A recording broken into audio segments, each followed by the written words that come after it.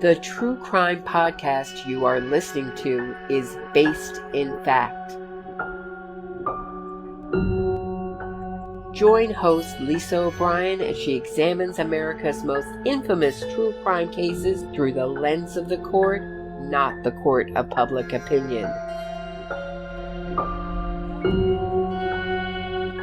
No rumor, no spin, no theories, just fact. Here's Lisa O'Brien. After a break, Kyle and I are back with episode 15. We're talking about the case against James Allen Coddington, who murdered his friend, 73-year-old Albert Troy Hale, when Mr. Hale refused to lend him money to fuel a drug binge in March of 1997. We'll talk about the case against Coddington, his trial, resentencing trial, and direct appeals, along with his state and federal post-conviction claims. We'll also talk about the controversy surrounding his August 25th, 2022 execution and the information put forth by his advocates regarding his alleged remorse and the facts of his case. First, I feel there are two world events that deserve mention today. First, it is September 11th, 2022, the 21st anniversary of the attacks on New York, and Washington, D.C., and the tragic loss of life in Shanksville, PA, which is believed to have prevented an attack on the Capitol or White House in Washington, D.C. Also, on Thursday, September 8, 2022, Her Majesty Queen Elizabeth II passed away, surrounded by members of her family at her summer estate at Balmoral Castle in Scotland. Born on April 21st, 1926, Elizabeth Alexandra Mary Windsor was the first child born to the Duke and Duchess of York.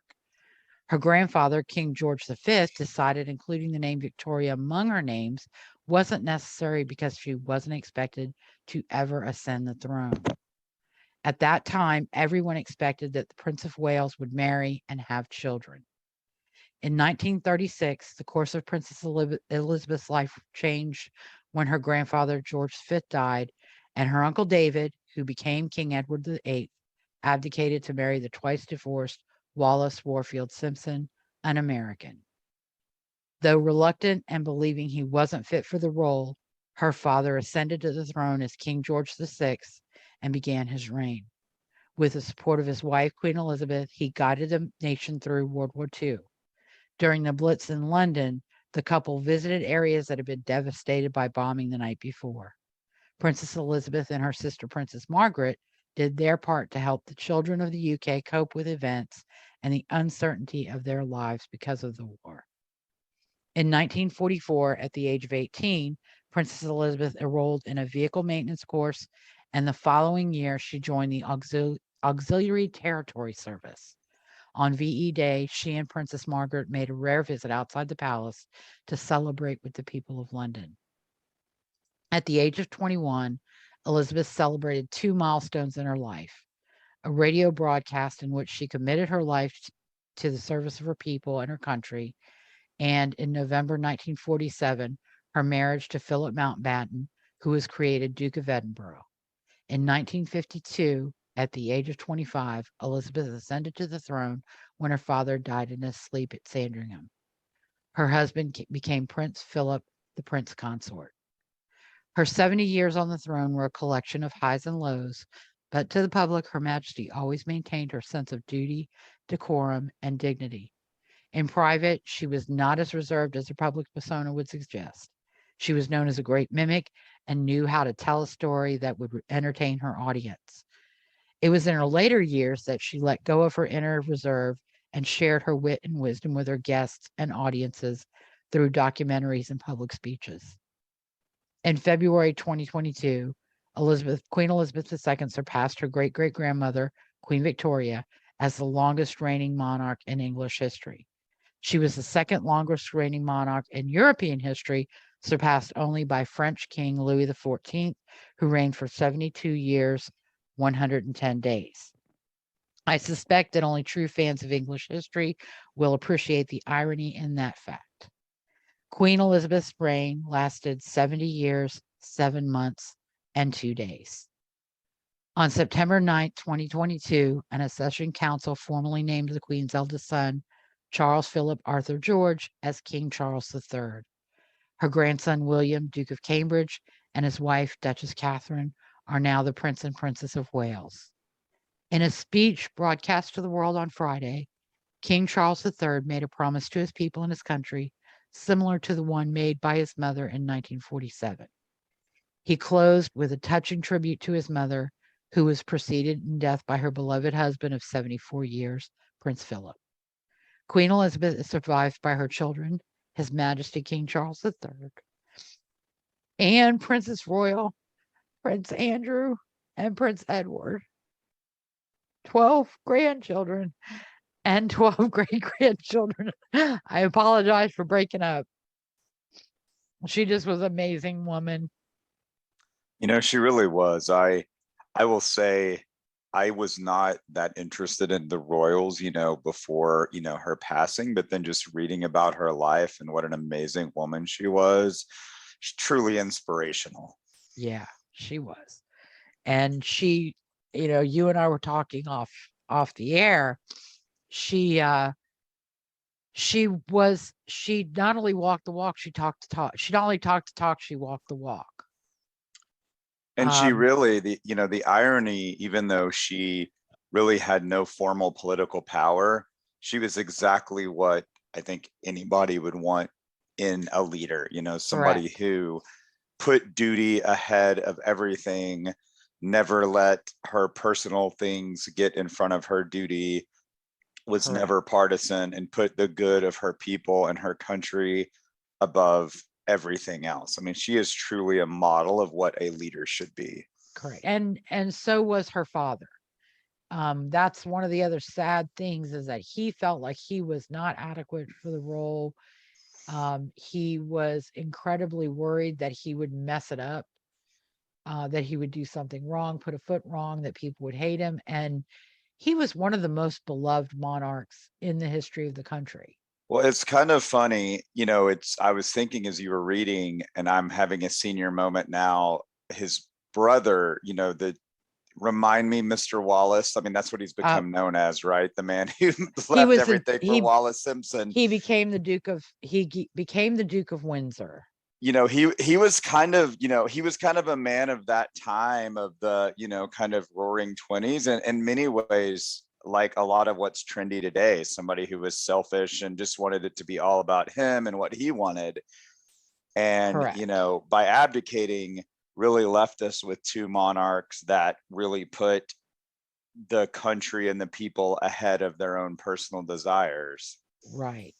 And they certainly did. I mean, even her father, before the abdication, he was the one that George V entrusted with some state duties, because he couldn't rely on the Prince of Wales.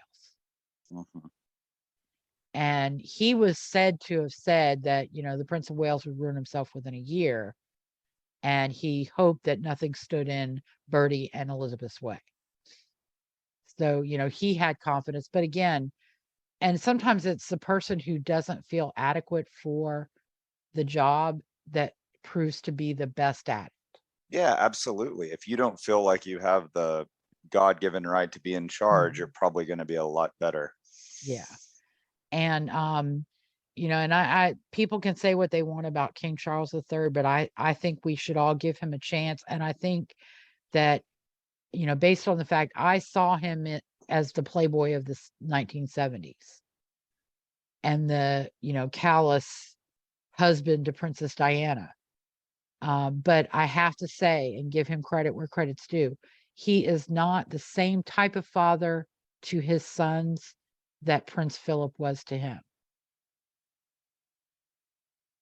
He has been throughout their lives a more loving, supportive, hands-on father than Prince Philip. And I'm not criticizing Prince Philip. Prince Philip was a father of the times. Right. And Prince Philip was not one to worry about how he felt. So of course he's not going to worry about how anybody else around him feels. he wasn't into the emotional, mental. You did what you did what you had to do, you did your duty, and you moved on. Exactly. And so that was and I think the queen was the same. She had her moments of private sorrow and mourning, I'm sure, throughout her life, but in public she had to be strong for her people, whether it was a national tragedy or a personal tragedy. Right. And that's what leaders do, right? You have to be Mhm. strong for your people, even when you're suffering. Yeah. So I think he's going to be a good king, and I think he's learned from the best, and he's going to do what his conscience believes is right. And I think, his speech, he's done very well with that so far. So, Well, just I mean, even the grace he's shown Harry has been pretty, remarkable. yeah. So, although there may be, if I were Harry and Meghan, I would be happy with your new life in California and not stir the pot, because your father is not going to be quite as forgiving as your grandmother. And Duke and Duchess of Sussex were given, can be taken. Exactly. And I think Harry's, there was criticism because Harry lost his right to wear a military, but that's because he left the royal family. Right. It wasn't done spitefully. It was done as a consequence of leaving and giving up his royal duties. Well, and that's a good example of where duty is paragon. We see too much today where people want to be able to do what they want and suffer no consequences. And it's Correct.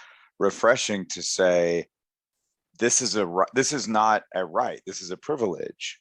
Correct. And in order to maintain this privilege, certain things are expected of you. And if you seek not to have those, that's fine, but you don't get to keep all the privileges and then still do whatever you want, which is what is so many people just expect the world to be, is that they should do whatever they want to do and suffer no consequences. Exactly.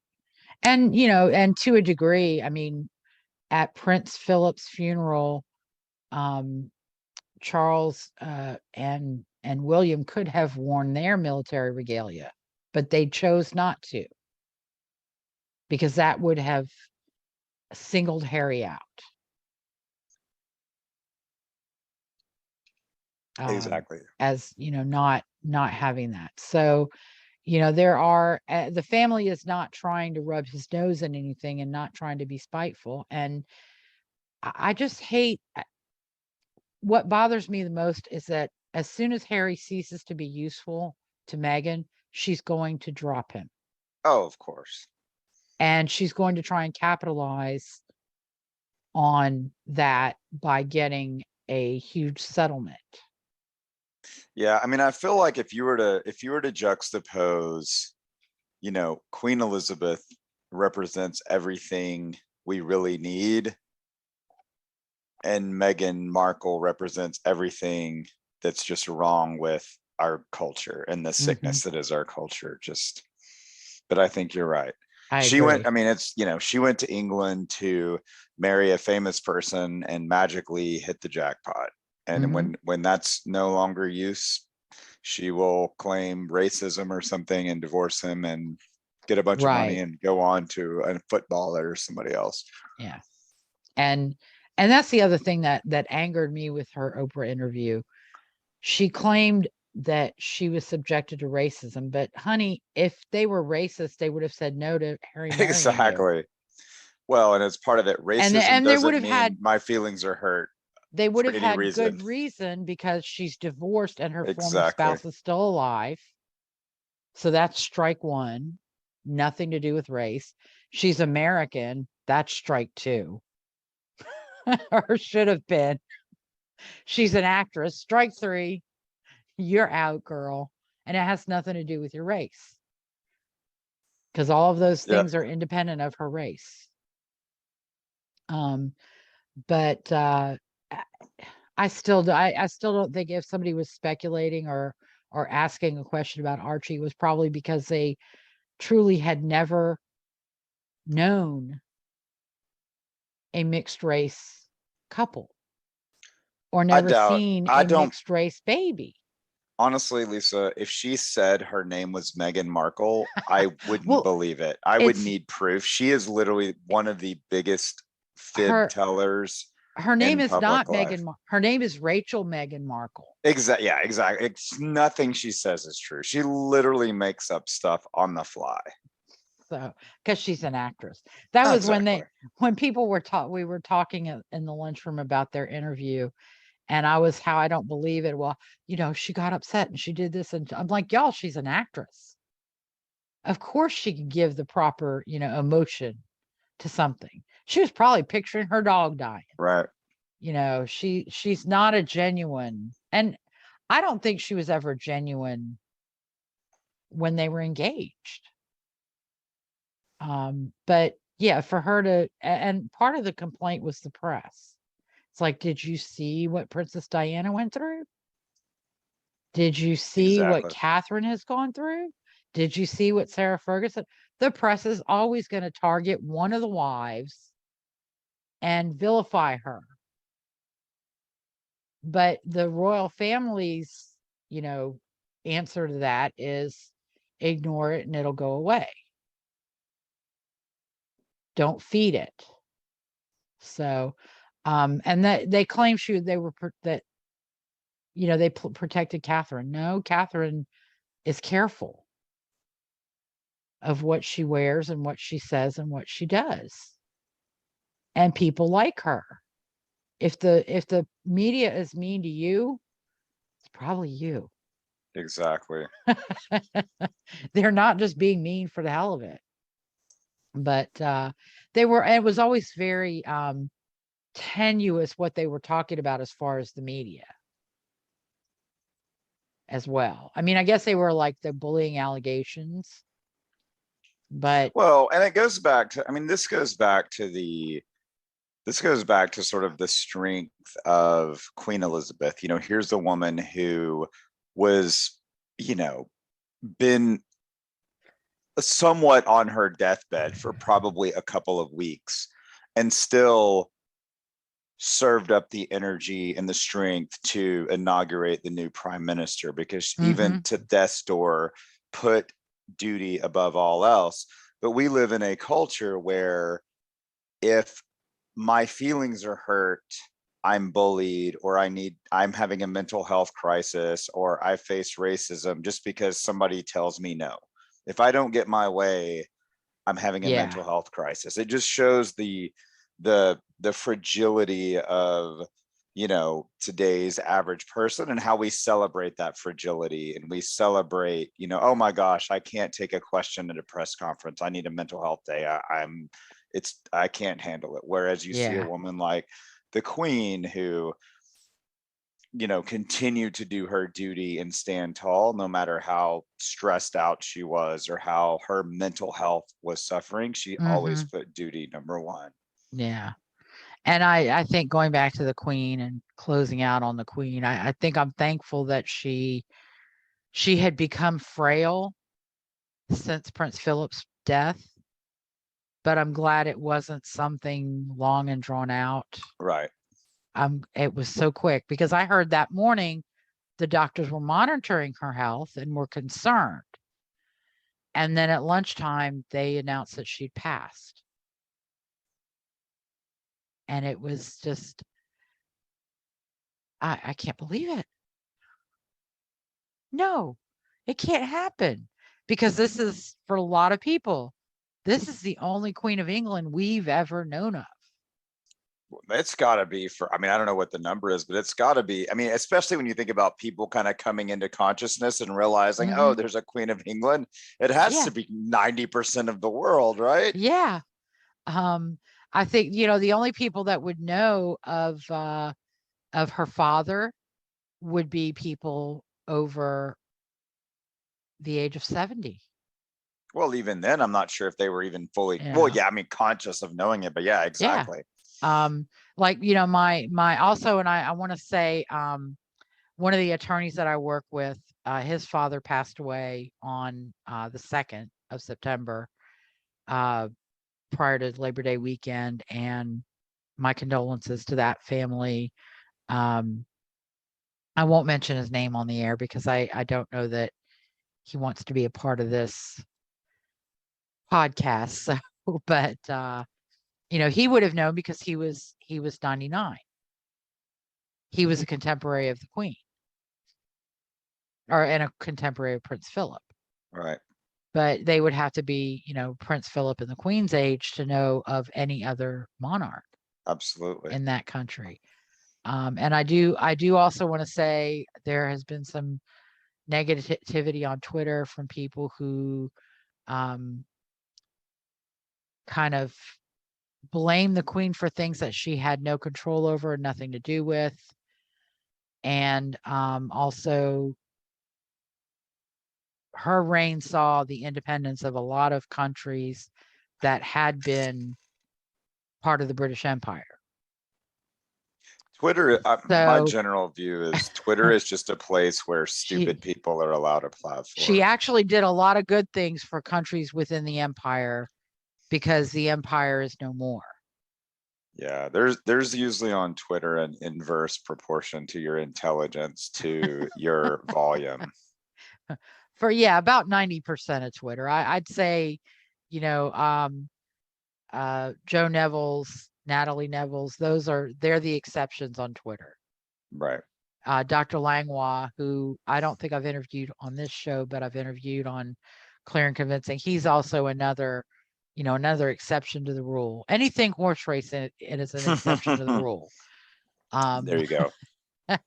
But and that was a world that people didn't necessarily associate, but the horse racing world was incredibly touched by Her Majesty, and there were a lot of tributes from various entities in the horse racing world.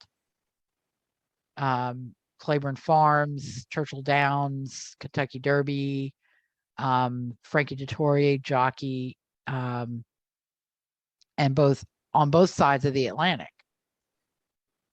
Because the Queen was a well-known and well-respected breeder of racehorses, owned racehorses, raced racehorses, and had a very successful career in probably over 50 years, probably 70 years.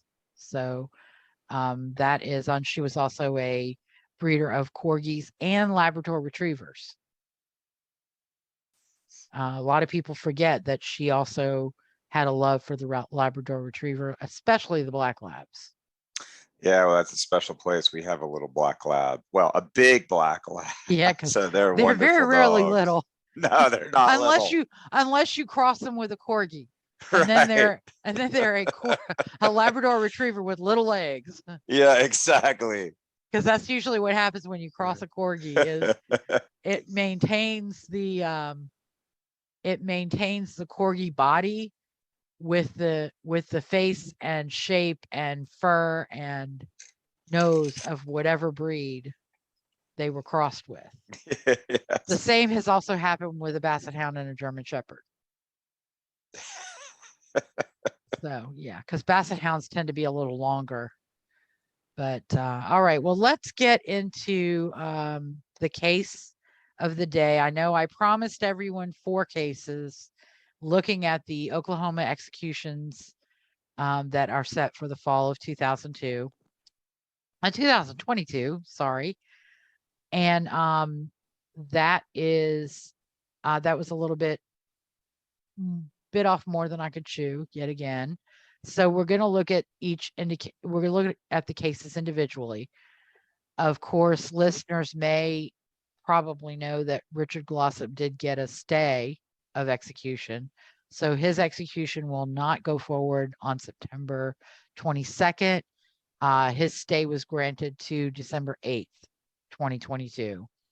And that was done by Governor Kevin Stitt to give the Court of Criminal Appeals more time to consider his post-conviction claims in his successive application. And that is still pending. The states responded. Glossop, I think, has filed a reply. Reed Smith has come out with some supplemental reports. And for those who you can't see me, but I'm doing air quotes, talking about additional information that they found, none of which is new. It involves letters written in 2003 by Justin Sneed and 2007 by Justin Sneed that they claim show that Justin Sneed wanted to recant his trial testimony. And his implication of Richard Glossop in the murder of Barry Ventries. We will also schedule another episode once the Court of Criminal Appeals makes a final determination as to that application and decides whether they're going to grant a hearing or discovery or whether they're going to deny it outright, and we'll play that by ear. So this case, the victim is Albert Troy Hale. He was born March 13th, 1923 in Arkansas.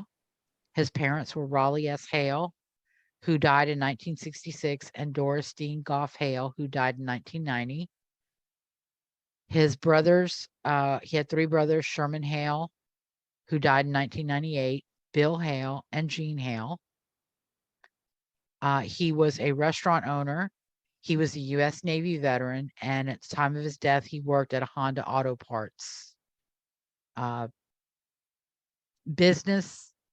Sometimes they said yard. So I don't know if there's a Honda manufacturing entity in Oklahoma or the logistics of that, because unfortunately in his clemency application, the attorneys for Coddington did not see fit to tell us more about his victim. He had 4 children, Ron, Steve, Mitch, and Patty, and great-grandchildren Mike and Matt Hale, Tanya Couch, Tina DeLuca, Nick and Michael Graciano, Micah and Lucas Hale, and Michael Hale. He also had 7 great-grandchildren. His cause of death was blunt force trauma to the head. And his family wrote a very lovely obituary for him. And you can find it on the Find a Grave page with his memorial and pictures. And it said at the end, Al's down-home friendliness, caring, and sense of humor made him well known and respected by all who crossed his path, except one. And that one was James Allen Coddington, who was born March 22nd, 1972, in Oklahoma, I believe, but I didn't find anything confirming that. His parents were Bill Coddington and Gayla Hood. He had at least 8 siblings. He had a prior crimes of armed robbery. He also had juvenile offenses that weren't detailed anywhere. And his victim was Albert Troy Hale, who was a friend of his family, a friend of his, a co-worker, a person who helped him pay for drug rehab. And so a person who would buy groceries for him, a person who would do whatever he could to help him. So makes, in my book, Coddington a pretty shitty person. Yeah, it's all murder's tragic, but when you see somebody who had, went so far to help somebody, it's truly remarkable how these people can just turn on them and don't have any sort of, not even a soul. Yeah. So that is the crime occurred in Oklahoma City, Oklahoma County, at Albert Troy Hale's home. Coddington, a relapsed drug addict, had been on a cocaine binge and was desperate for money. He robbed a convenience store, which didn't yield enough, so he went to Al Hale to borrow money to fund his cocaine binge. Mr. Hale had previously lent money to Coddington, and it also helped pay for drug rehab for Coddington, who was a friend and coworker. Coddington watched TV with Mr. Hale for an hour or two, then smoked crack in his bathroom. When Coddington asked for money, Mr. Hale refused, likely because he knew Coddington was using drugs again. Mr. Hale told Coddington to leave his house. On the way out, Coddington saw a claw hammer lying on a counter in the kitchen, picked it up, and struck Mr. Hale at least 3 times in the head with it. Coddington then stole $525 from Mr. Hale's pocket and left him lying on the floor. Coddington believed Mr. Hale was dead when he left the house, but he was wrong. A bloody trail through the house tracked Mr. Hale's movements after Coddington's attack. First, he went to the bathroom to try to clean himself up, then to his bedroom. He was found later by his son Ron, lying in a blood-soaked bed, moaning in pain and unable to speak. He died 24 hours later. Coddington robbed 5 more convenience stores for money and was picked up at his apartment 2 days later. He was arrested in South Oklahoma City, Oklahoma, at his apartment. He was charged with first-degree murder and robbery with a dangerous weapon. His trial took place in 2003 before the Honorable Judge Jerry D. Bass. The counsel for the state was Fern Smith and Christy Reed from the Oklahoma County DA's office. And of course, as part of the propaganda, they raised the specter of Bill Macy, who was such a horrible, horrible person because he got so many death penalty convictions during his tenure as the district attorney in Oklahoma County. However, I did not find Mr. Macy's name on one piece of paper or opinion or decision in this case. So while Mr. Macy was the district attorney at the time, he did not have a hand in Coddington's trial or any of his appeals or resentencing. Counsel for the accused was Tamara Spradlin and Tim Wilson, who were members of the public defender's office. The guilt-innocence phase of his trial took place between approximately April 21st, 2003 and May 1st, 2003. And he was tried. Count 1 was first-degree murder. Count 2 was robbery with a dangerous weapon. And essentially, this was a capital murder because Mr. Hale died during a robbery. Yep. And the verdict was guilty. The aggravators alleged by the state in the first trial, or first sentencing phase actually, were previously convicted of a felony involving the use or threat of violence. And that was because the robberies that Coddington had committed, he had been convicted by the time he was tried. Yeah, this is not a good person. Or he had pled guilty, and he may have pled guilty to the robberies. I'm not sure, although given the fact that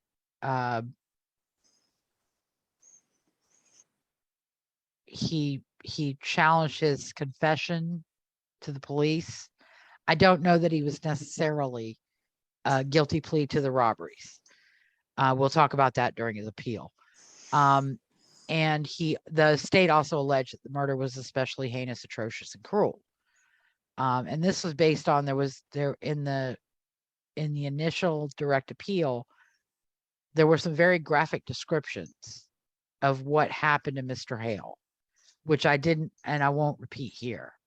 But it was not a quiet, easy death for Mr. Hale. Oh, no, it's horrible. And the jury sentence, which was rendered on May 8th, 2003, was death on count 1 and life without parole on count 2, the robbery. Coddington was formally sentenced on August 4th, 2003, and the judge entered a formal sentence of death on count 1 and life without prison on count 2. The case went to direct appeal, and Coddington was represented by Andrea Miller and Emma Rolls, who was part of the Federal Public Defender's Office. And it may be that her name is on the direct appeal because she came in later. So she was not necessarily hands-on during his direct appeal. And counsel for the state was W.A. Drew Edmondson, who was the Attorney General, and Seth Branham, who was an Assistant Attorney General, and he took the lead. The appellant's brief was filed on November 8th, 2004, and he raised multiple propositions of error. It's kind of weird because the Oklahoma, they don't necessarily discuss every proposition of error raised. So sometimes you'll see propositions 1 through 5 and then propositions 10 through 15, but there'll be multiple in the middle that you don't even know what they are, because in the appellate opinion, they're not cited or referred to. And that's the case in this one. Interesting. He had like 20 propositions. So you may not know what they are unless they Correct. comment on them. And now most of the briefing is available online, but in this particular case, this briefing precedes the availability of online records. I could write to the Oklahoma Court of Criminal Appeals and get those documents. I could possibly find them in federal appellate records or federal district court records, but in this particular case, because of what I intended to do, I didn't go down that rabbit hole. So in his first direct appeal, he challenged the admissibility of his confession and claimed that his waiver of Miranda was unknowing and involuntary because he was high, sleep deprived, hungry, and suicidal at the time of his interrogation. That was proposition 1. He challenged the limitations of one of his mitigation experts' testimony. The expert proposed to testify that Coddington could not have formed the requisite intent of malice aforethought due to his cocaine intoxication at the time of the murder, which deprived him of his 5th, 6th, and 14th Amendment rights to present a defense. He also raised an allegation that the victim impact evidence admitted at trial was improper. That was proposition 5. Proposition 6 dealt with the testimony of 3 prosecution witnesses as to the details of the crime scene and the victim's condition, which were cumulative and unfairly prejudicial. That was proposition 6. Proposition 7 was that the sufficiency of the evidence, there was insufficient evidence supporting the first-degree murder conviction regarding the element of malice aforethought. The next group of propositions dealt with jury issues. He alleged in proposition 2 that the state used peremptory jury challenges to exclude 5 minority jurors from jury in violation of Batson, and that there was an inattentive sleeping juror who was allowed to remain on the jury. Now, this is interesting because Coddington is white and his victim was white. So the exclusion of minority jurors was, I don't think, raised at trial. He didn't make a Batson claim at trial. He didn't. But I think this is being made in the mind of his counsel at the time, was that minority jurors are less likely to vote for the death penalty.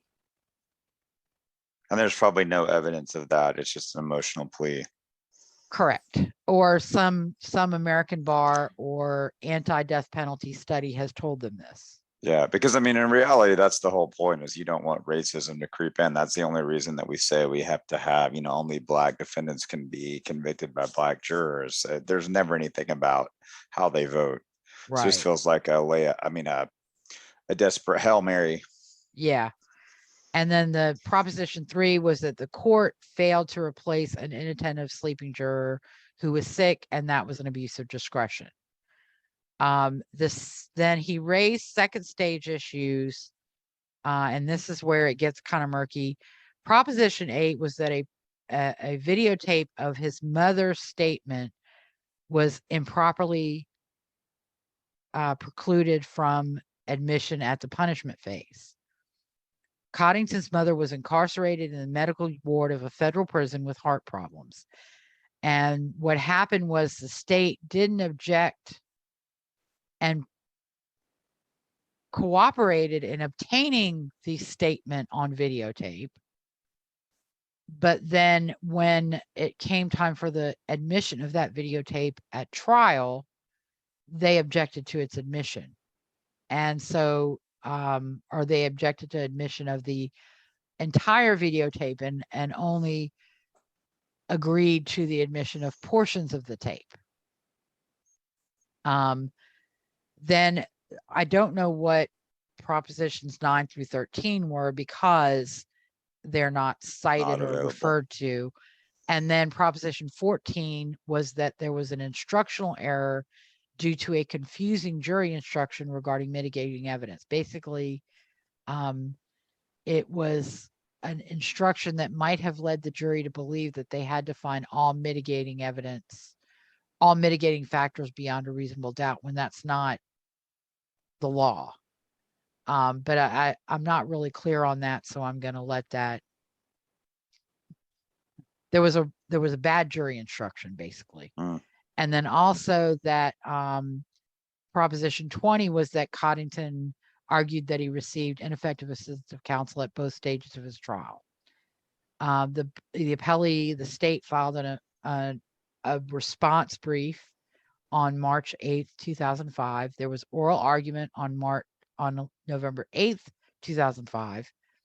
And then the court ordered supplemental authorities be filed on November 18th, 2005. And I think that this is because they were basically agreed that the sentencing phase of the trial, there was error that required that the death sentence be vacated. And that they rendered an opinion on August 6, 2006, essentially affirming the conviction of on both counts, affirming the sentence on the robbery count, and vacating for resentencing the death sentence.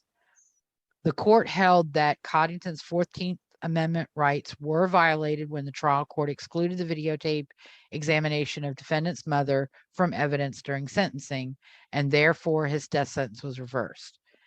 They also found that the jury was improperly instructed to disregard relevant mitigating evidence. I think if they didn't find it existed beyond a reasonable doubt.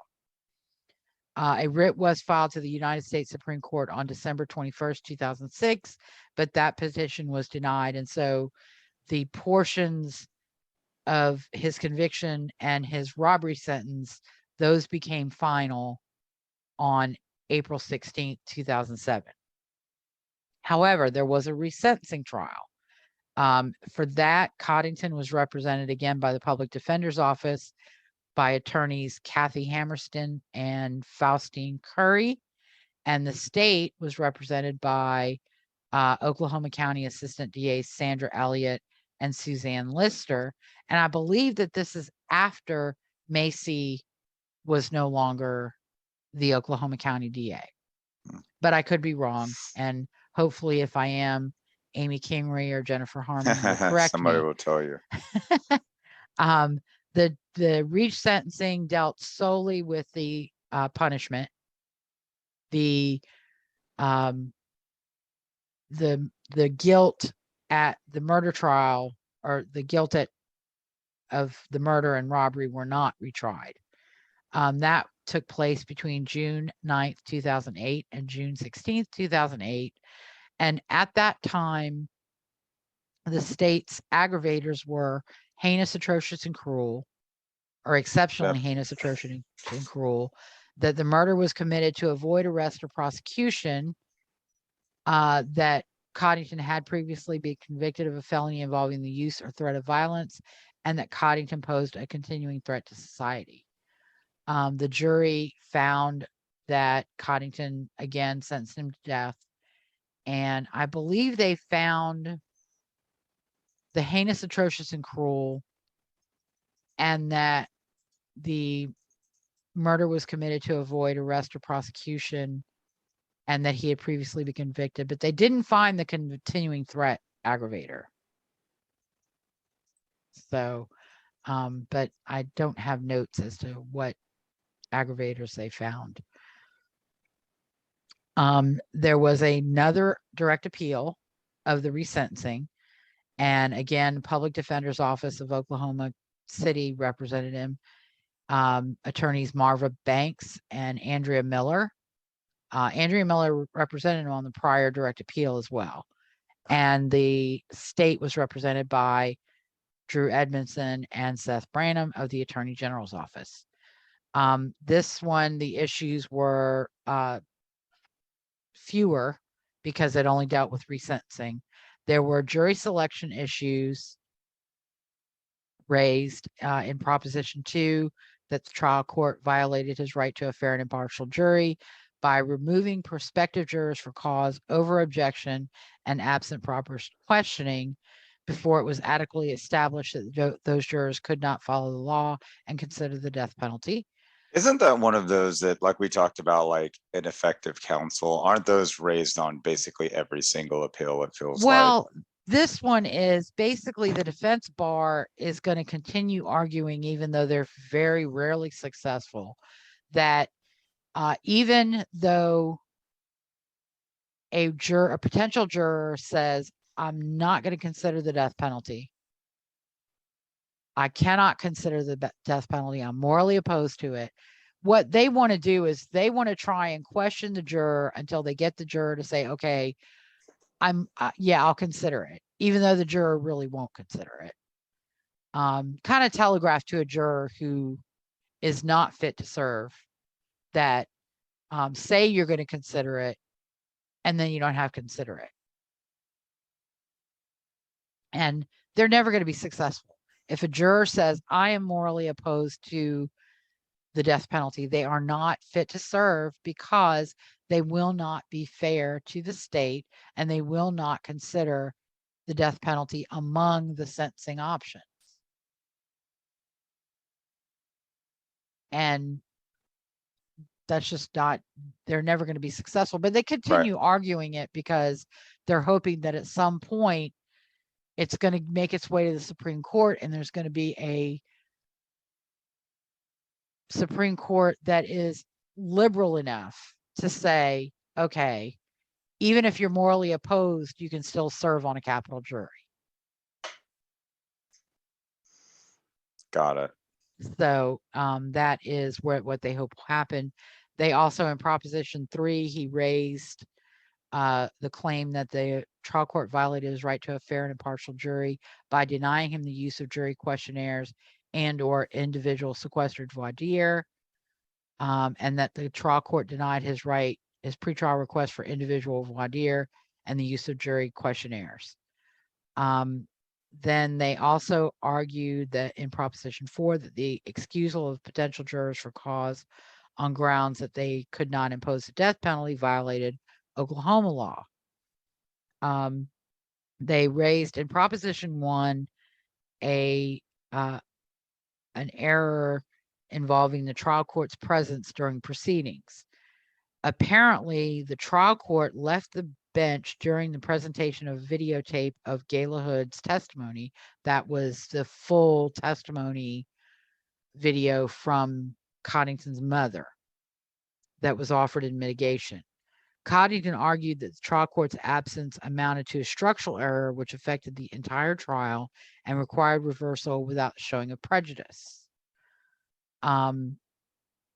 Then he also raised other trial issues in Proposition 5 that his right to notice and an opportunity to be heard were violated by the state's reliance on statements he made while testifying in his prior trial to support the avoid arrest aggravating circumstances.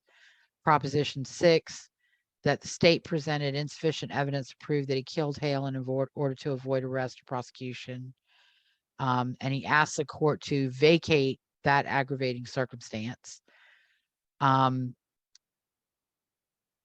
Then in Proposition 7, he asked the court to reconsider its holding in Hogan versus State that jeopardy did not attach when the court dismissed or the jury did not find an aggravating circumstance. And I think that was the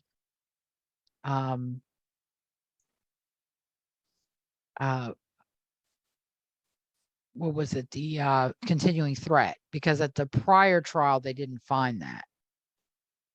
So he's trying to say jeopardy attached and they can't allege that aggravator at the resentencing. Proposition 8, Coddington argued that the omission of his juvenile offenses to support the continuing threat aggravating circumstance violated the 8th Amendment, prohibition against cruel and unusual punishment. Proposition 9, use of non-violent felony convictions to prove prior violent felony violated his right to a fair trial and reliable sentencing proceeding. Those seem to be contradictory. Why is he saying in 8 that his juvenile offenses violate the 8th Amendment, but then he's saying in 9, previous offenses that weren't juvenile, but previous felonies violated the right to the fair trial? Those seem to be the same, generally the same thing. The 8th Amendment is cruel and unusual punishment, and they use the cruel and unusual punishment. That was the reason that executing a person who committed a crime as a juvenile. Okay. The 8th Amendment was the basis for finding that a person who committed a crime as a juvenile could not be sentenced to death and executed. I gotcha. So, and then the fair trial and reliable sentencing proceeding was the use of non-violent felony convictions to prove conviction of prior violent felonies. Gotcha. And they should have been excluded in the required Brewer hearing. Coddington also claimed in Proposition 10 that the overbroad application of heinous, atrocious, and cruel aggravating circumstance rendered the aggravator invalid under the federal and Oklahoma constitutions. In Proposition 11, he argued that the trial court erred in allowing the presentation of cumulative evidence, which unfairly prejudiced him and resulted in an unfair sentencing determination. Then he also had an instruction error alleged in Proposition 13 that reversible error occurred when the trial court modified one of the uniform jury instructions, eliminating the reasonable hypothesis standard from the instruction and resulting in the jury being improperly instructed on the applicable standard of proof. Proposition 14 dealt with the jury was not instructed that it must find that any aggravating factors must outweigh the mitigating circumstances beyond a reasonable doubt. And then he raised errors related to the entire trial, that the willful and accidental incidents of prosecutor misconduct from voir dire through closing argument deprived him of a fair sentencing proceeding, that he received ineffective assistance of trial counsel in that trial counsel failed to present mitigating evidence and failed to object when the trial court left the bench during Hood's videotape. He raised previously decided appellate issues in Proposition 16, 8 claims challenging jury instructions, the constitutionality of Oklahoma's capital punishment process, and the manner of execution. And then he raised accumulated error in Propositions 17 and 18, that individual trial errors which may have been found harmless required sentencing relief when considered together, and that the court should modify his sentence under its mandatory sentence review authority. On May 13, 2011, the court affirmed the sentence. He filed a writ on September 13, 2011, and his sentence became final on November 14th, 2011, when the U.S. Supreme Court denied his writ. He moved on to state post-conviction and was represented by Laura M. Arledge at Oklahoma Indigent Defender Service in Norman. E. Scott Pruitt was then the Attorney General, and Seth Branham continued to represent the state of Oklahoma. The court, of course, was the Oklahoma Court of Criminal Appeals. And what happens in the Oklahoma Court of Criminal Appeals is they look at the application and the motion for discovery, if any, and motion for evidentiary hearing, if any, and the issues raised, and they determine whether an evidentiary hearing will assist them in making a determination as to whether to grant or deny relief. If they determine that an evidentiary hearing is necessary, they remand it to the trial court to hold that hearing, and then the trial court renders findings of fact and conclusions of law and sends it back to the Oklahoma Court of Criminal Appeals with a recommendation whether relief should be granted or denied. They also determine whether discovery should take place, which would include depositions, written questions, interrogatories, requests for production, and if that's necessary for them to make their determination to kind of supplement the trial records, they will order that to be done. An initial petition was filed on September 18, 2003, but that was dismissed on September 28, 2006, when the death sentence was vacated and the case was remanded. Another initial application was filed on October 1st, 2008, after the resentencing and the final, that became final. Well, no, it was before it became final, but it was filed nonetheless, I guess because you have to file within a certain period of time, even if you're still pursuing direct appeal, because there are issues you can't raise on direct appeal. The issues raised, as best I could tell without an actual opinion, was ineffective assistance of counsel at trial and resentencing, and on the first and second direct appeals. And those included failure to raise meritorious issues in the first direct appeal, failure to investigate jurors, structural errors during trial, failure to voir dire the inattentive juror during the first trial. Failure to follow ABA guidelines for capital defense, failure to raise prosecutorial misconduct, failure to prevent admission of autopsy results through a medical examiner who did not perform the autopsy, and failure to show the jury the biological and social factors connected to Coddington's addiction and drug abuse. Proposition 2 was cumulative errors on direct appeal and post-conviction rendered the proceeding resulting in Coddington's death sentence arbitrary, capricious, and unreliable.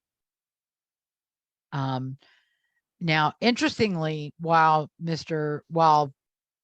his advocates claim he's never denied killing Mr. Hale, but he certainly is seeking to blame Mr. Hale's death on factors outside of his control. Right. Again, it's not my fault because of the hashtag exactly. crack. That he was so intoxicated and that's why he killed Mr. Hale. And so he's not really liable, culpable, or responsible for Mr. Hale's death. And he's also challenging the result of the first trial that found him guilty of murder and robbery, because the inattentive juror, he's challenging their presence on the jury during the guilt innocence phase, not just the sentencing phase.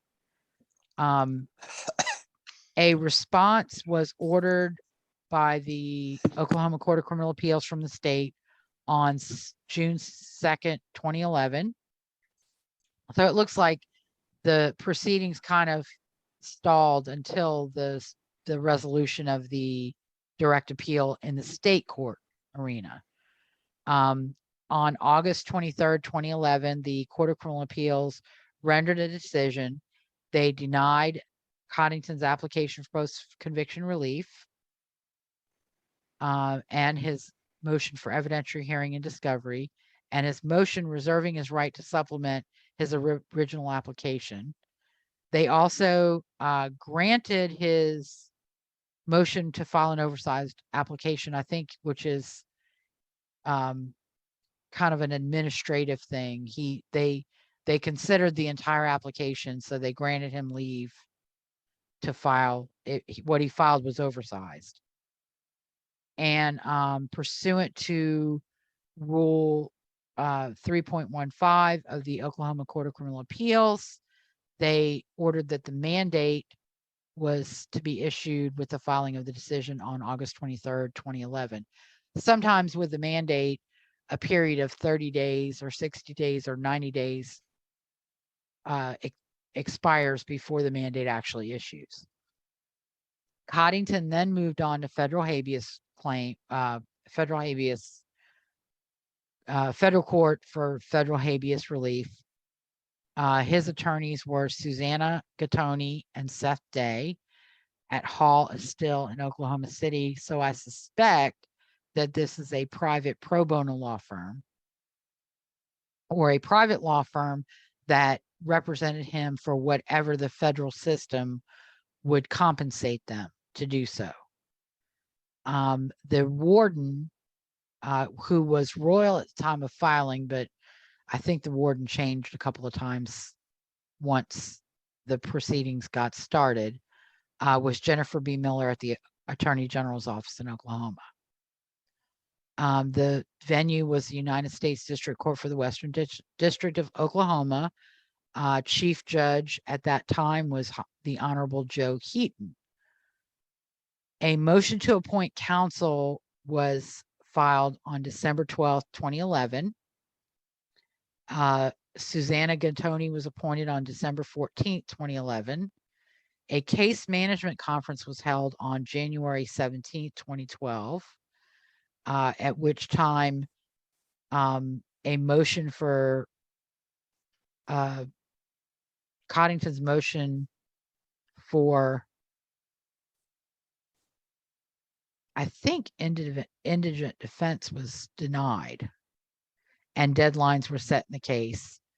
An ex parte budget litigation conference was also held on that date, and the budget was approved as submitted. On February 9th, 2012, Ms. Gattoni filed a motion to appoint co-counsel, and Coddington was appointed Seth Day on February 13th, 2012. He was appointed as co-counsel. A motion for extension of time was filed on August 30th, 2012 by Seth Day. So his petition for a writ of habeas corpus has not even been filed at this point. And he's seeking more time to file it. So the argument or the claim that these proceedings or executions in Oklahoma are rushed somehow, Yeah, it makes it kind of ridiculous, because he's in federal court. His attorneys are going to be paid by the federal indigent defense system, apparently, and he hasn't even filed his writ. well, that's the thing we saw, right, in the Glossop case. Like, oh, these things are rushed. It's like, it's been 20 years. Like, there's always the same playbook: rush, ineffective counsel, jury misconduct. Right. So on August 31st, 2012, a minute order directing the state to file an expedited response to the motion for extension of time was entered, requesting that they file a response on or before September 6, 2012. And that's common in federal court, even in civil and criminal proceedings. A response in opposition was filed by the state on September 4th.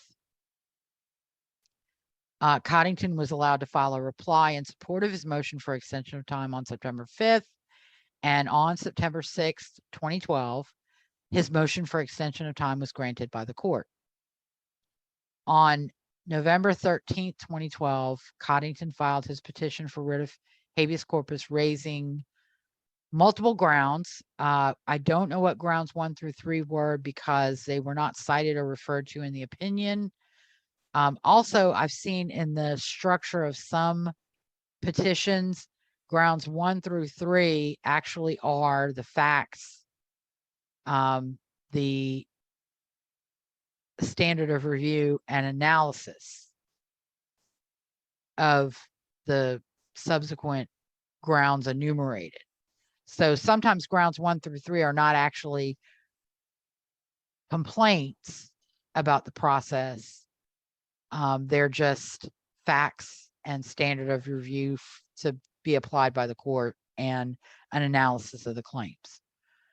Ground 4 that is enumerated and cited is the trial court's exclusion of expert testimony regarding petitioner's inability to form malice aforethought, was one of the grounds raised.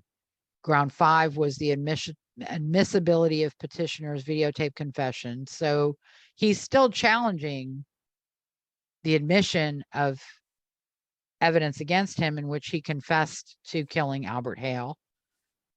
So in my mind, that in and of itself shows that he does not accept responsibility for Albert Hale's murder. Exactly. That is how I interpret it. If you're trying to say that evidence of my guilt was improperly admitted, then you're not accepting responsibility. You're trying to get the guilty verdict thrown out. Yeah, he does not accept it at all. So, and then, but he's remorseful. Yeah, he raised a double jeopardy argument, but I think that was as to one of the aggravators, because the first trial, the sentencing jury at that trial did not find that aggravator existed. And so he believes that the state should never have been able to use that aggravator in resentencing. And so he's presenting it as a double jeopardy issue. He also raised ineffective assistance of trial counsel. And the precise, the opinion that I had did not really go into all of the issues or all of the allegations of error. It went into some of them, but I didn't repeat them here because relief was denied.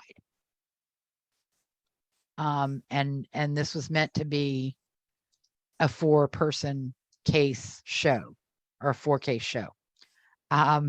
He raised an error, a ground of error, as to the medical examiner's testimony, the sleepy juror. And this is kind of one of the jurors during the first trial,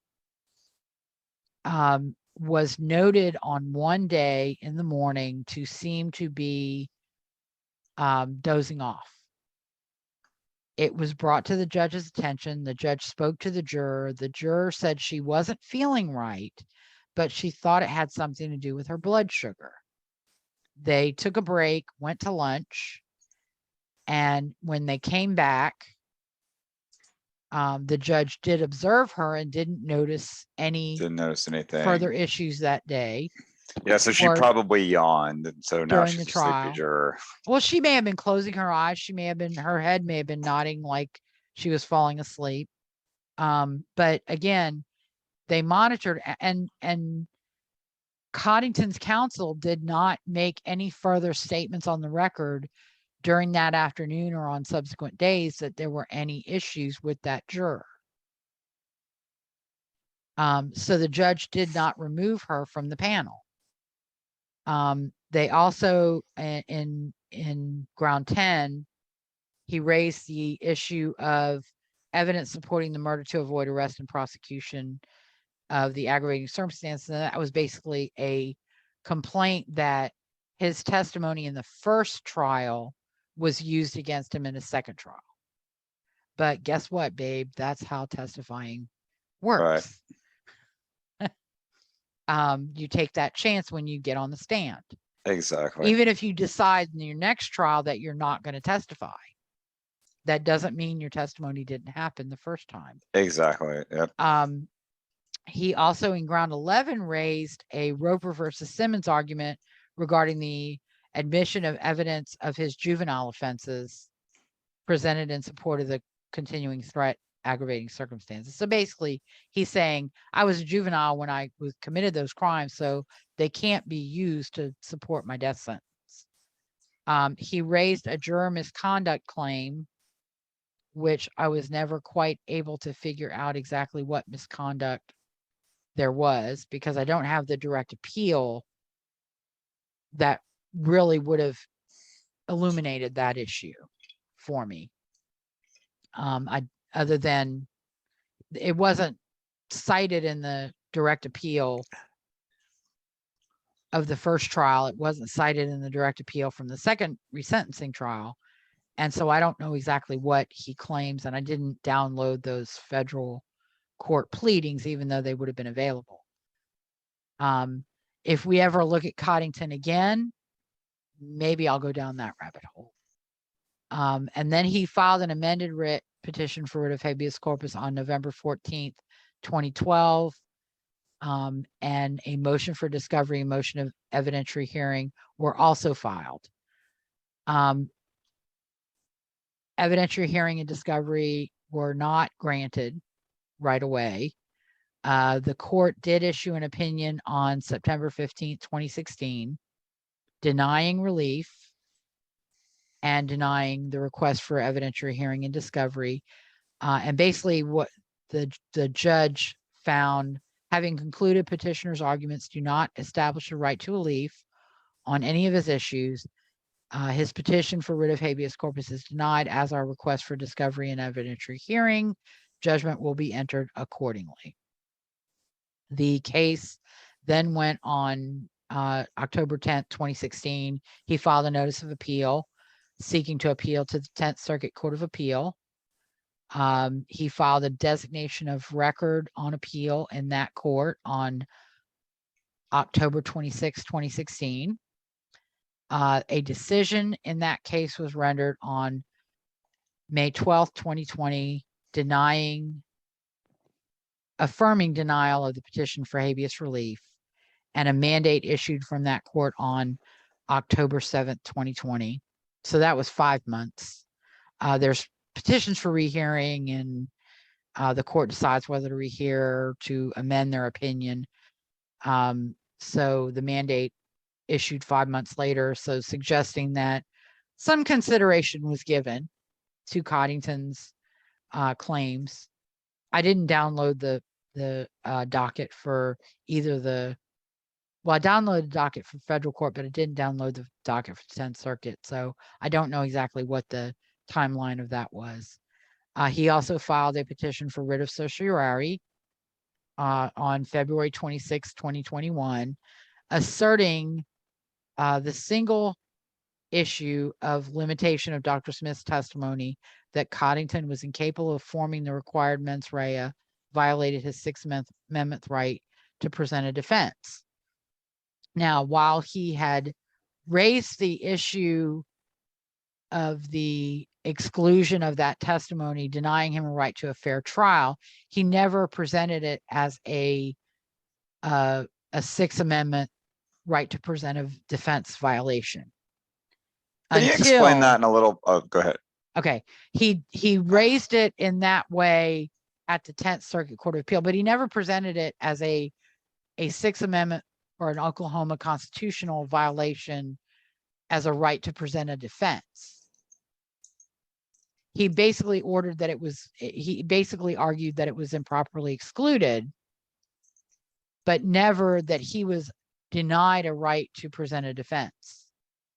So the state court, when they looked at it whether it was admissible, whether it was ineffective assistance for his counsel not to argue that on direct appeal.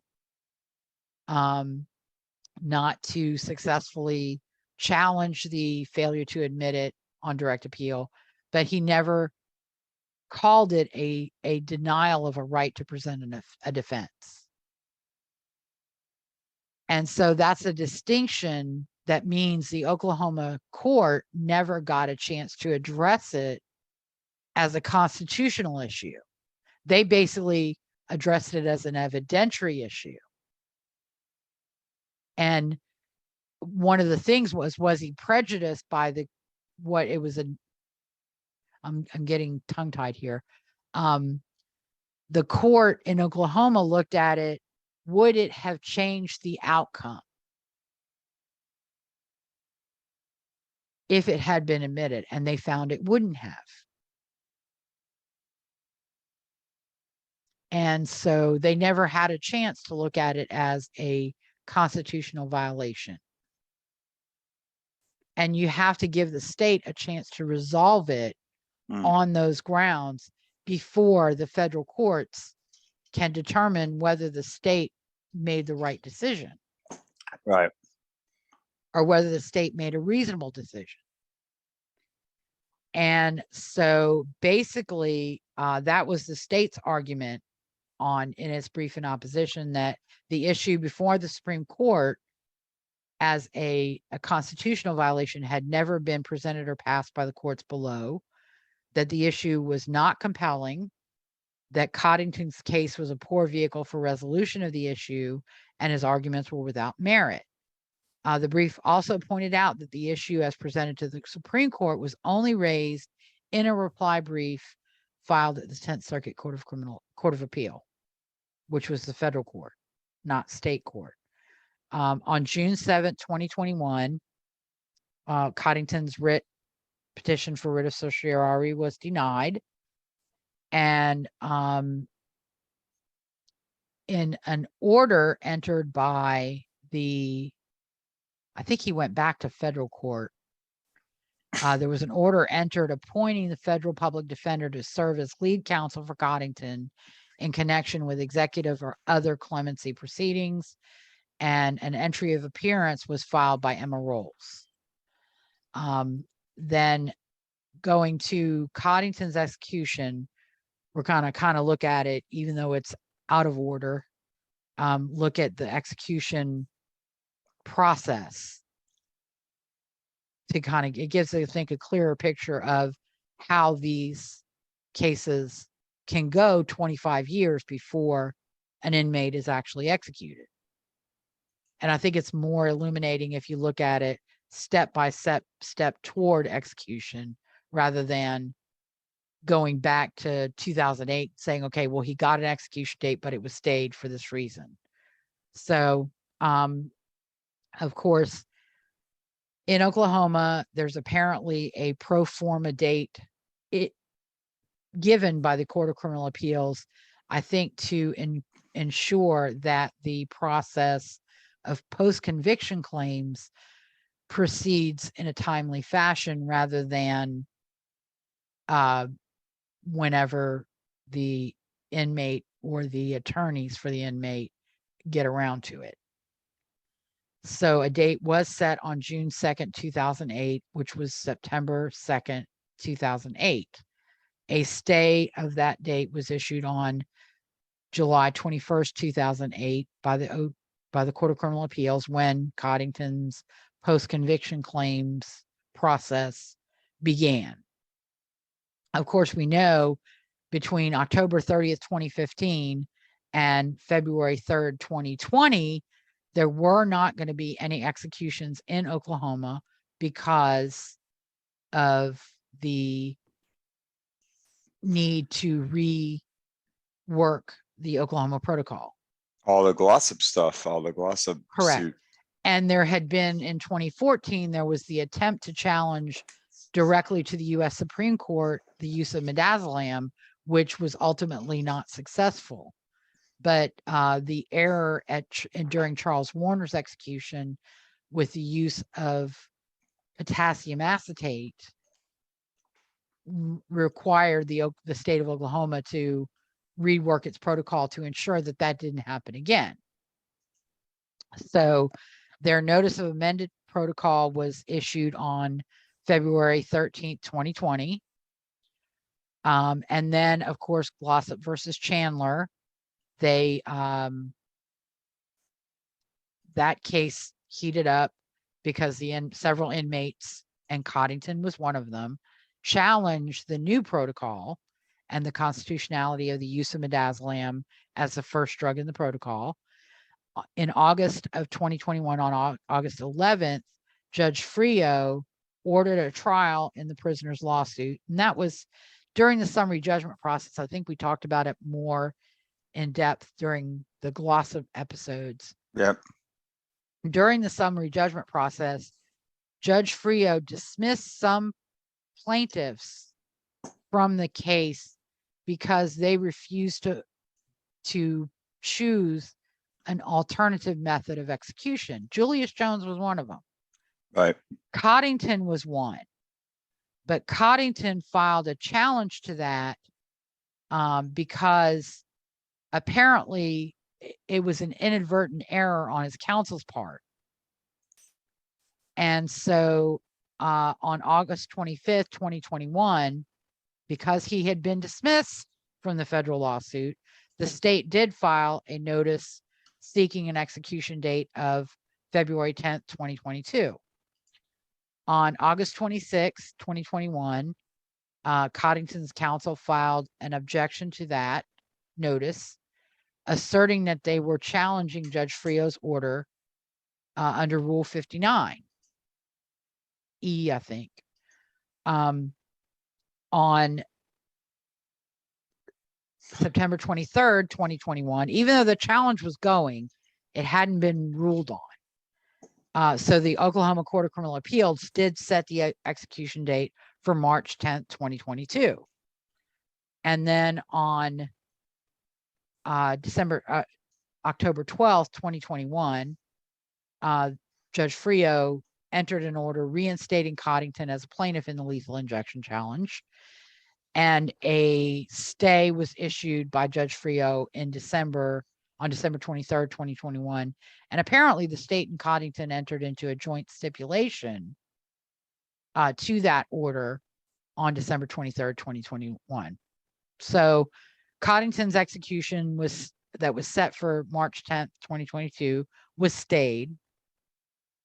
And then the trial of the lethal injection protocol and the use of midazolam was held in February of 2022, and I think March of 2022. On June 6th, as we discussed at length with Glossop, Judge Frio did issue, and by the way, I may be mispronouncing his name because I live in a place where we pronounce French appearing names appeared to be spelled in the French way. We pronounced them in the French way.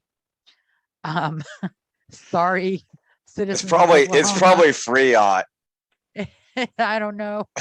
It might be free. I don't know. Yeah, but that sounds better. The French always sounds better than English. I say Frio.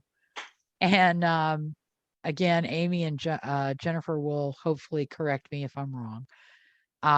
Judge Frio ruled that the plaintiffs had fallen short of clearing the bar set by the Supreme Court under the Eighth Amendment claims, and that consequently the Eighth Amendment did not stand in the way of Oklahoma's protocol and the use of midazolam.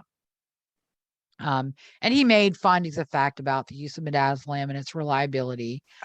And he made findings of fact as to the claims related to John Grant's execution and the execution of, the other 4 prisoners who were not parties to the suit and therefore could be executed by the state of Oklahoma. And on June 10th, the state filed a notice pursuant to Oklahoma Statute 22 OS 2021, Section 1001.1D, to seek execution dates for 25 inmates over the next 2 years. And they put Coddington first because Coddington had exhausted all state and federal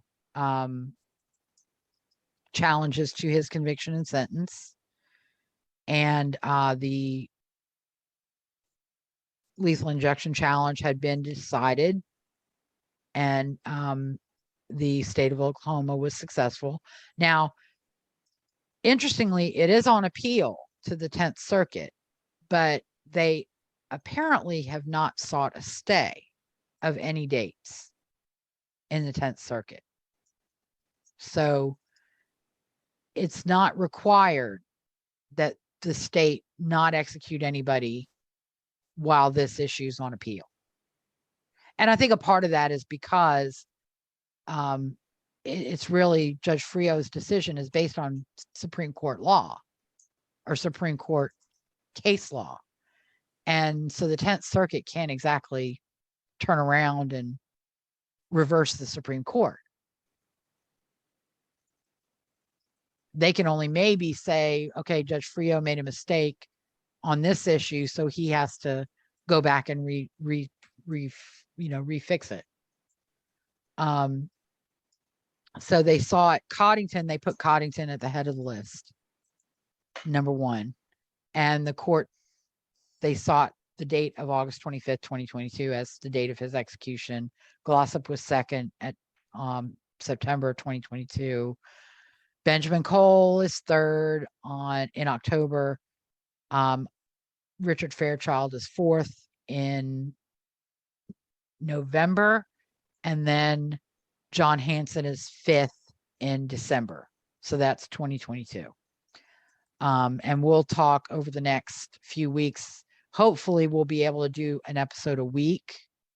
We can't do next week, but hopefully after next week, we'll be able to do Cole, Fairchild, Hanson 3 weeks in a row. So our listeners, instead of going weeks without an episode, will have 3 episodes. 3 right in a row. 3 right in a row. So cross your fingers, folks. Let's hope that Kyle and I can pull it off. Oklahoma's not messing around. It's got down to business after the lawsuit. It is. No, and that's similar to Arkansas. They had several years where they were reworking their protocol.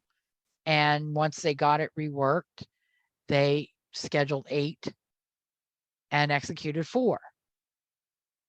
And then there was a challenge made, but it was unsuccessful.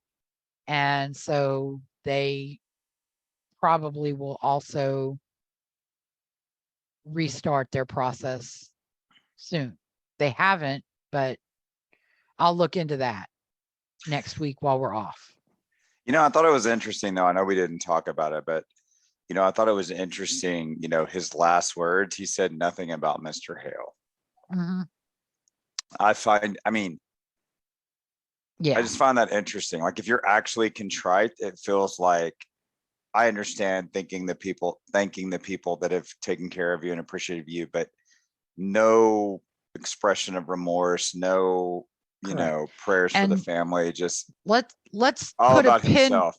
Let's put a pin in that, because I have thoughts as well, but I want to get to the clemency hearing before I unleash the thoughts upon That sounds fair. everyone. And I appreciate, I understand, and you're right. And in none of these things does he really express what I've ever considered to be true remorse. We've talked about that in other cases, I guess I would feel like if I was truly innocent, I feel horrible for the victims' families. Like, I'm so sorry. I feel terrible. And they never do, right? They only use the victims' families as a prop. They never actually show true remorse. Yeah. So on June 13th, 2022, Coddington's attorneys, probably taking something of a page out of Richard Glossop's book, filed an objection to notice regarding the setting of execution date. And in it, without a scrap of case law or statutory support, they argued that because of the 2021 notice and the setting of the execution date that did go forward in March of 2022, that Coddington actually deserved to be at the back of the line for execution rather than the first in line for execution, because they made the successful Rule 59 challenge to the dismissal from the federal drug challenge, lethal injection challenge lawsuit. That was their reasoning. The state filed a response in which they refuted Coddington's prematurity arguments and pointing out that his position was unsupported by any case law or statute.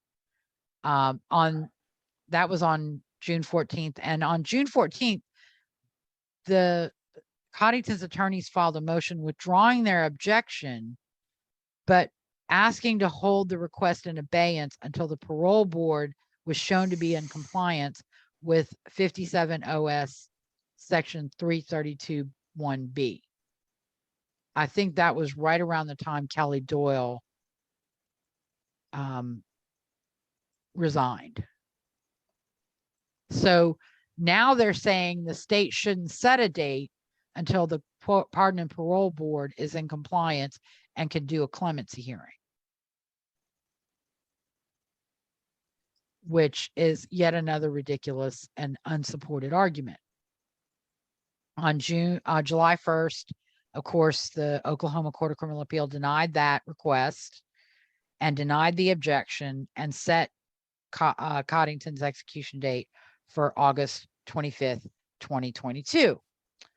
On July 25th, 2022, Coddington's advocates filed a clemency petition.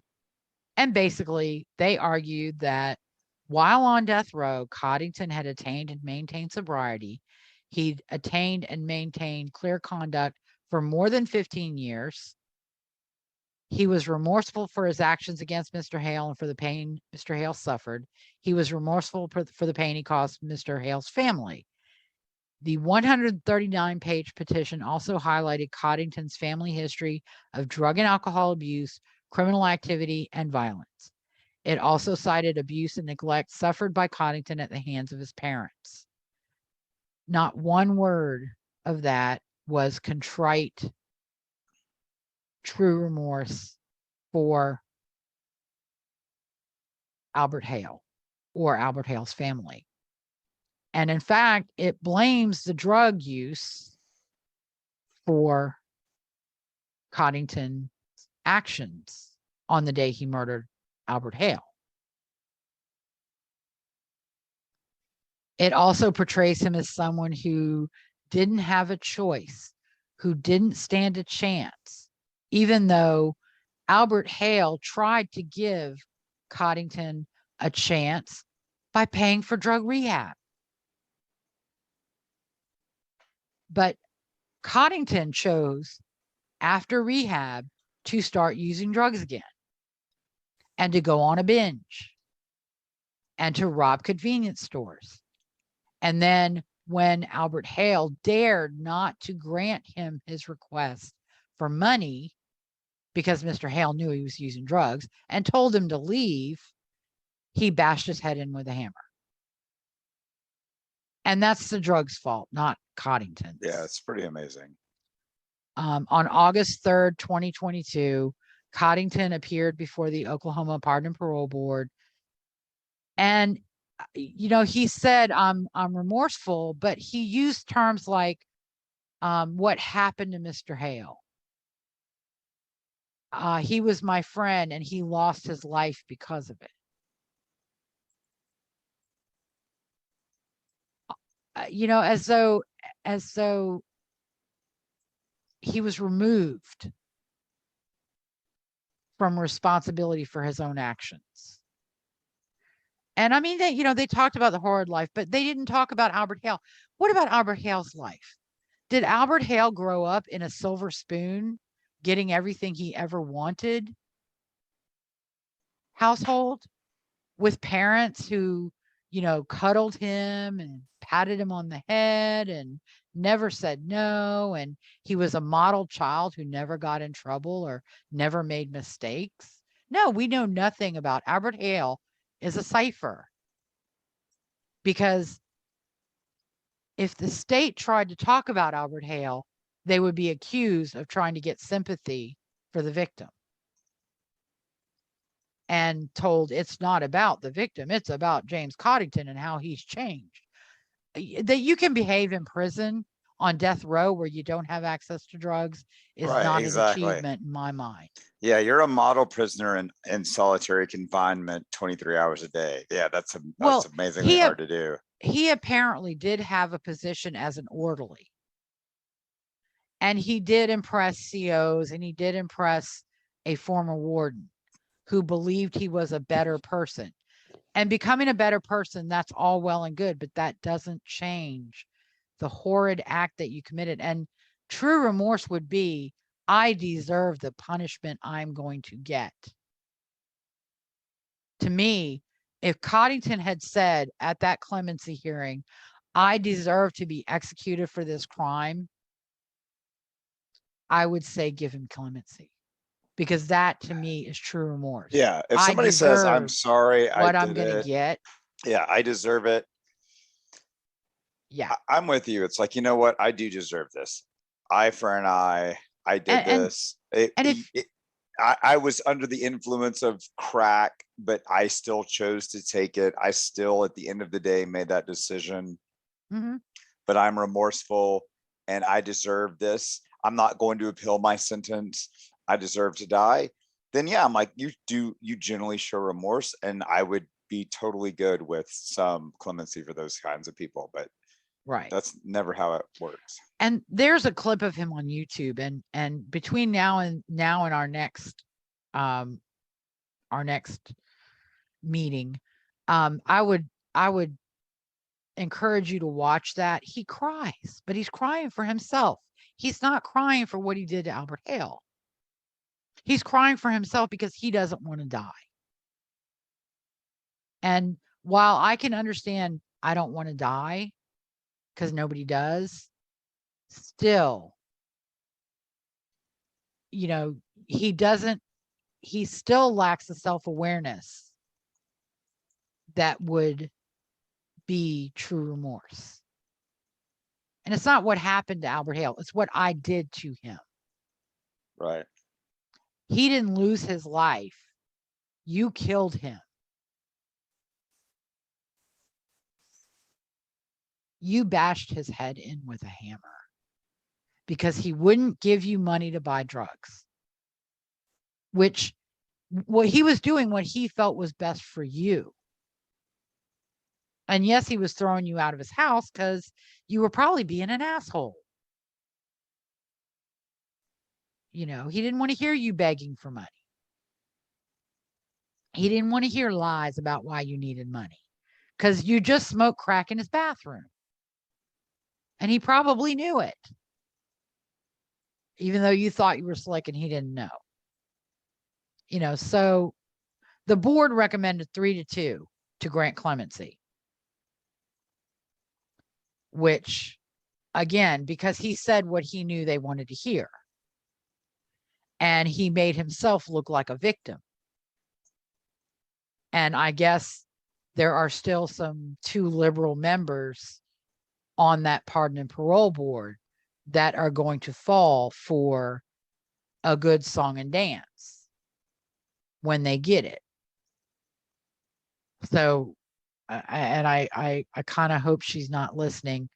One of my friends on Twitter, I think they're going to probably recommend it for Richard Glossop.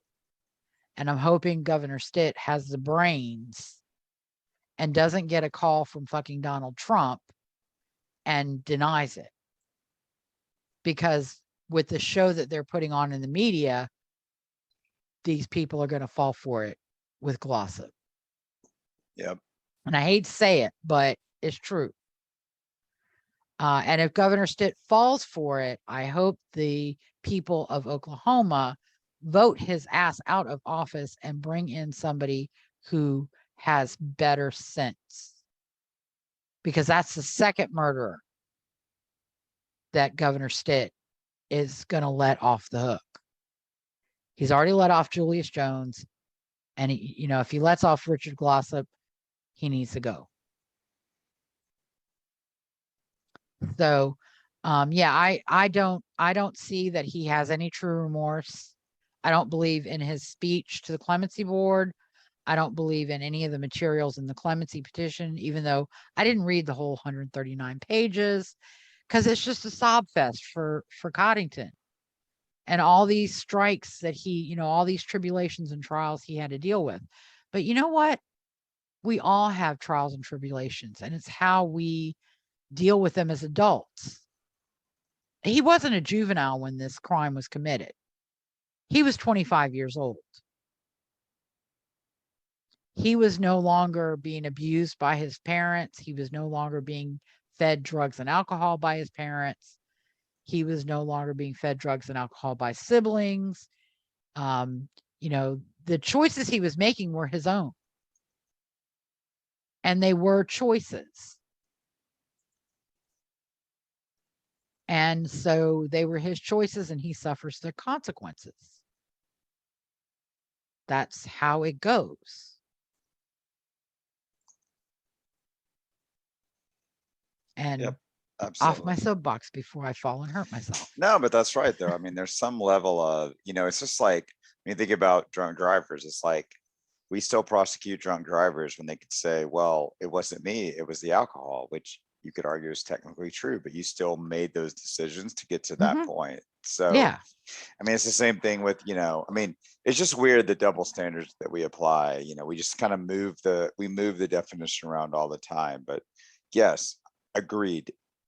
Those kinds of substances will make you do bad things, but you as a person have to decide, am I going to choose or not choose to take the substance?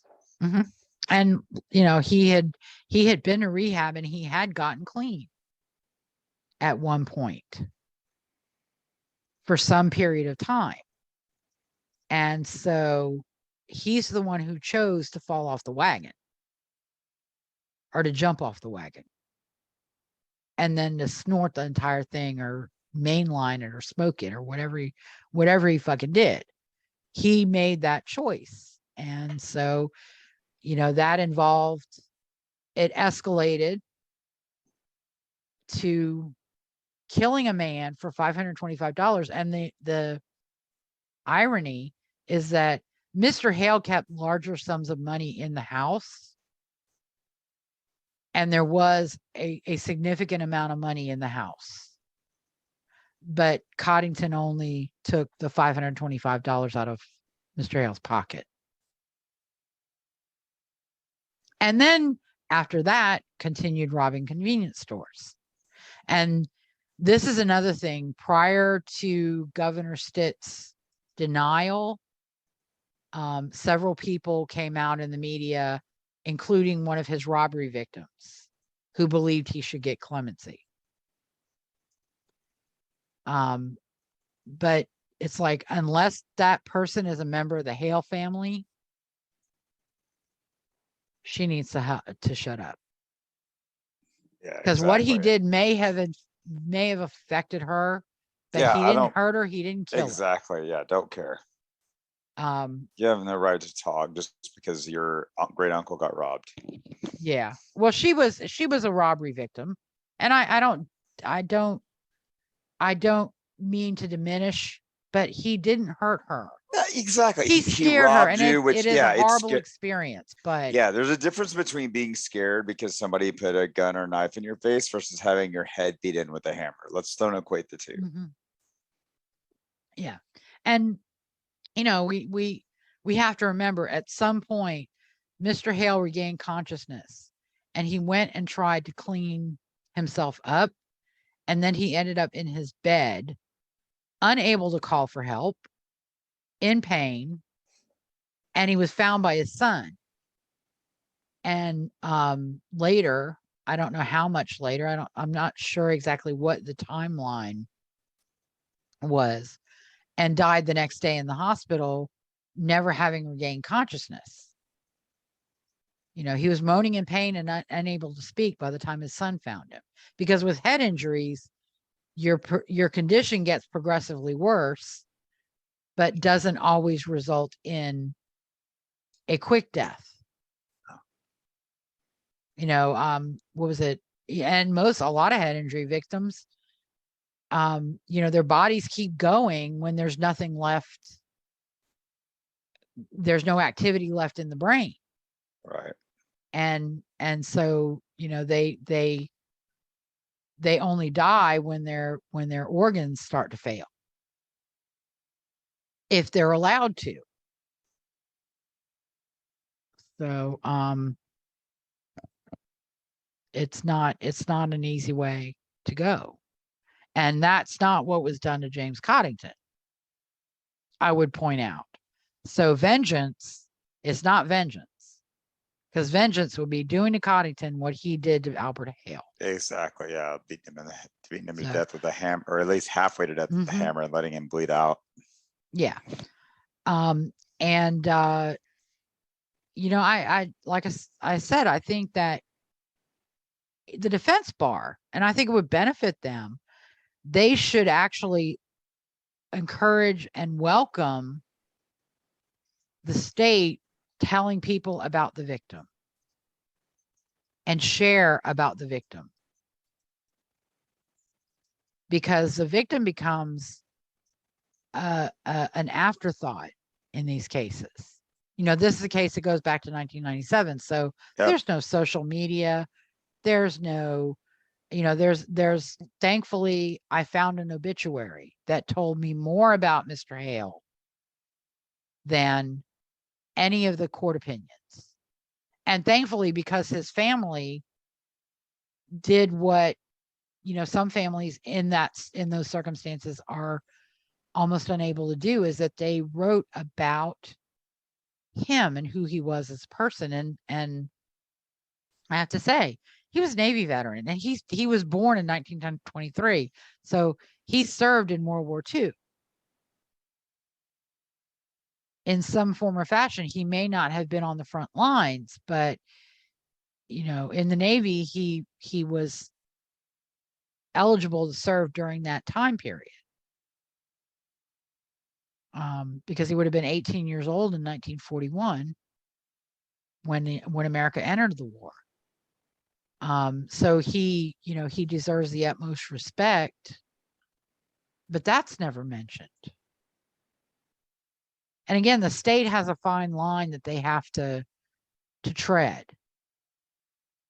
So hopefully in some brief somewhere, they were able to give us more about Mr. Hale. But if they did, they probably met with complaints from Coddington and Coddington's counsel.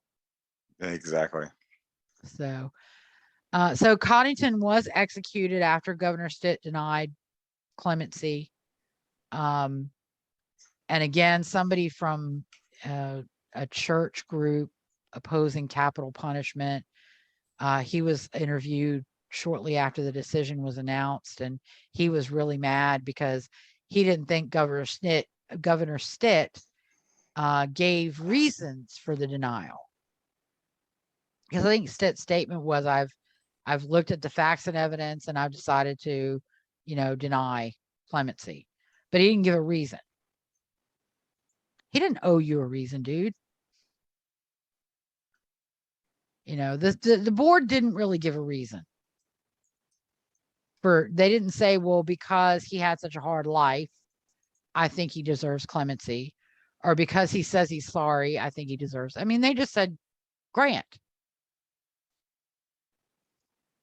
So, what reason did they give him clemency? Why did they give him clemency? It's all emotional. Yeah, it's all emotional. You can never find a rational reason to understand it. Mm-hmm. So the execution was carried out by the Department of Corrections at the Oklahoma State Penitentiary. In his final words, Coddington thanked his family, friends, and lawyers, according to the media witnesses. He also made a cryptic statement to Emma Rolls, his attorney. about something they're right. I was listening to it right before you joined, and I'm going to investigate it a little bit more, but I think he might be trying to set up a claim about the use of midazolam with his attorney. And he also addressed Stitt saying, I don't blame you and I forgive you, which proves that he really truly has no remorse. To absolve Governor Stitt, who had nothing to do with why he was where he was, as though it was Governor Stitt's fault that he was where he was. And that shows you he doesn't have true remorse. He doesn't truly accept the consequences for his actions. And he doesn't truly accept that his actions are his. He still wants to believe and remove himself from the actions. So he didn't do it. It was the drugs.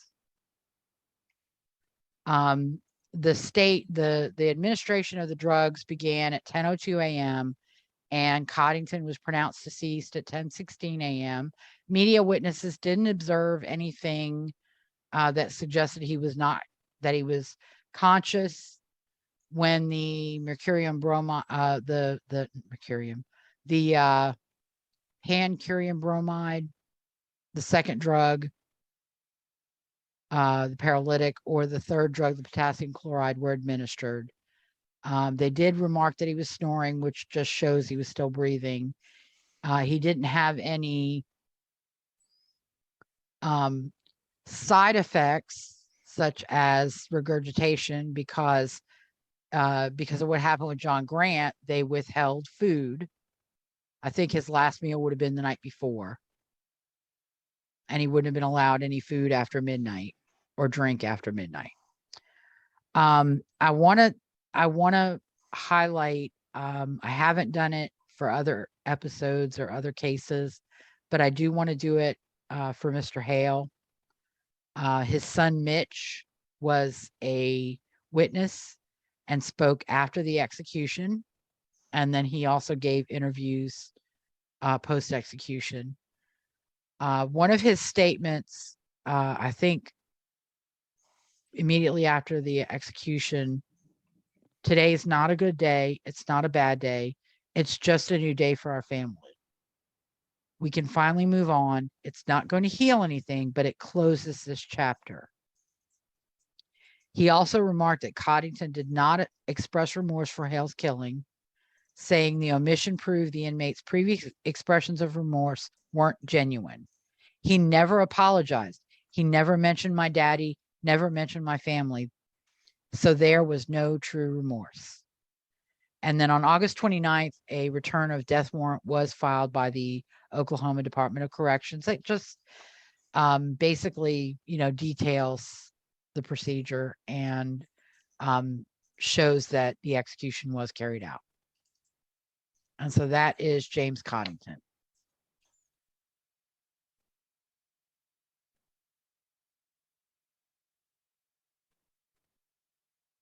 You still there, Kyle? Yep. Okay. I'm still here. Sorry. I was waiting for you to say something. So. No, it's an interesting case. It's great stuff as always. Thank you. Well, it is. It's interesting, but it's like, what I like, as we discussed, what I read in the appellate and post-conviction, he wasn't accepting, he wasn't accepting responsibility. He was perhaps giving lip service to saying, I did it, but I couldn't really have been responsible because I couldn't form the malice of forethought. Exactly. Yeah. It was an accident. Yeah, he never mistake, but it wasn't a deliberate, horrible act to a 73-year-old man that I called my friend, who had previously helped me when I needed it. Well, and the problem with that is, you want to adopt that point of view of like, oh, well, it was an accident, but then that just opens the floodgates, so then you can commit any crime you want as long as you can frame it as, oh, it was an accident, I didn't do this on purpose. Yeah. Then crime becomes, you can't contain it. Yeah. And unfortunately, what you have to live with the consequences of what you did, which is you killed an innocent man who tried to help you and just, brought up exponential pain on his family. Correct. And, I think too, if you're really guilty and you really accept responsibility and you have true remorse, there wouldn't have been a first direct appeal.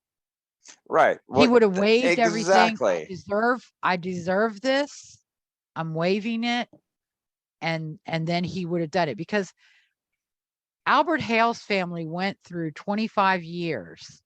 While it wasn't a huge case in the media, they went through 25 years where the direct appeal and the death sentence was vacated. So there was going to be a resentencing trial. So they had to go through the resentencing trial. And then there was another direct appeal after that. It's 100%. I mean, if somebody actually is truly repentant, they would say, you know what? I am sorry. I did this. I plead guilty. I apologize. I feel horrible. I cannot imagine that I did this. I did. I was on crack. I'm sorry. I'm going to plead guilty. Just, I don't want to bother you anymore. It's my fault. I did it. I'll pay the price. There have been a couple of allegations that he pled guilty, but from my research, I don't see that he pled guilty. We had a trial. What I see, there was pleaded guilty, he wouldn't have had a trial. He was convicted of murder and robbery at that trial. Exactly. That means he didn't plead guilty. Of course. And if there was a trial, he didn't plead guilty. It wasn't a, it wasn't a 2-hour allocution on the record, and then they had a sentencing trial, which in some states you can do that. But I don't buy this, that you're remorseful and then you claim innocence and you file 15 appeals around jury misconduct and ineffective counsel and sleepy juror and claiming rainbow over the courthouse. I mean, claiming in each of those proceedings that your trial was unfair. Yeah, you can't be remorseful if you're claiming all these technical issues. If you're remorseful, you acknowledge that you did it. Yeah. And you say, I feel terrible. I made a horrible mistake. I wish I could not do it. So, all right. Well, I think that's going to be it for us today. Great job as always, Kyle.